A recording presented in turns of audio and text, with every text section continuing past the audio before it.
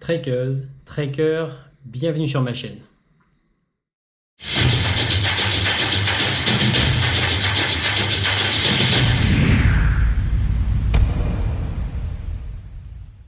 Trekkeuses, trekkers, bienvenue sur ma chaîne. D'abord, n'hésitez pas à vous abonner.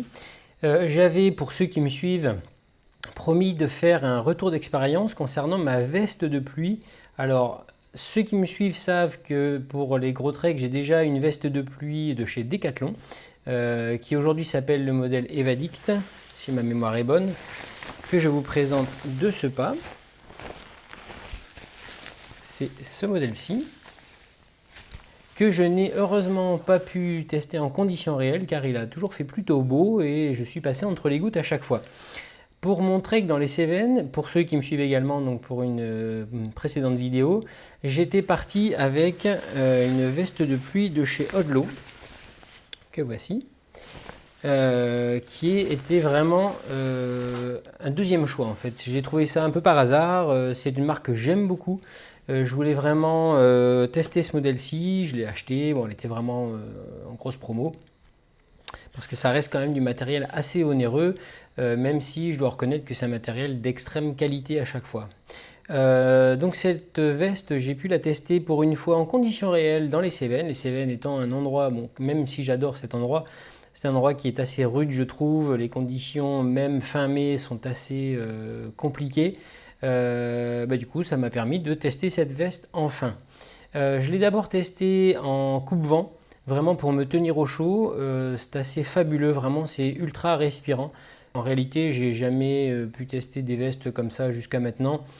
Donc c'est une grande première pour moi. Donc pour les nouveaux randonneurs comme moi ou les futurs randonneurs, prenez grand soin quand même à choisir votre veste de pluie. Ne partez pas juste avec une veste parce que c'est marqué veste de pluie comme ça. Ça peut vraiment changer pas mal de choses. Cette veste là, donc je l'ai mise juste pour me protéger du froid le matin.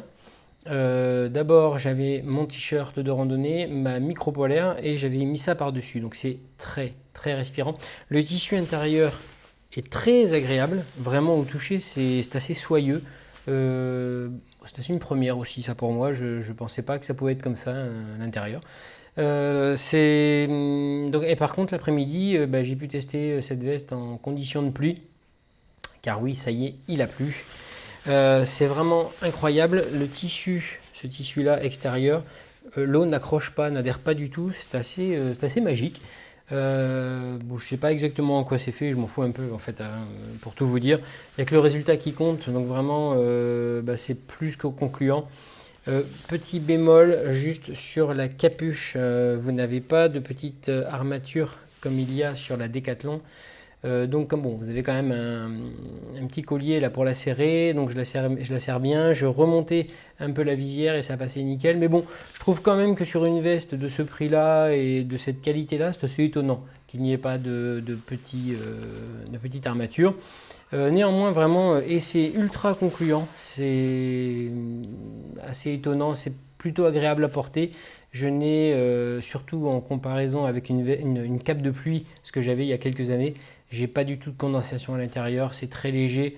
Ça ne m'empêche pas de voir où je mets les pieds. Enfin, moi, c'est vraiment la veste de pluie que j'utilise. J'utilise plus du tout de cape de pluie. Et vraiment, ça, c'est un choix que je ne regrette pas. Le choix de cette Odlo là est vraiment intéressant. Alors là, vous allez me dire, bah, c'est super, ça y est, il a enfin trouvé la veste de pluie idéale et il va partir avec dans les Dolomites pour cet été. Je pense que non.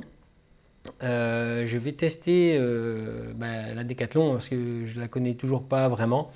Je pense que ça ira aussi. Je pense m'en servir aussi le matin car les températures sont plus que fraîches.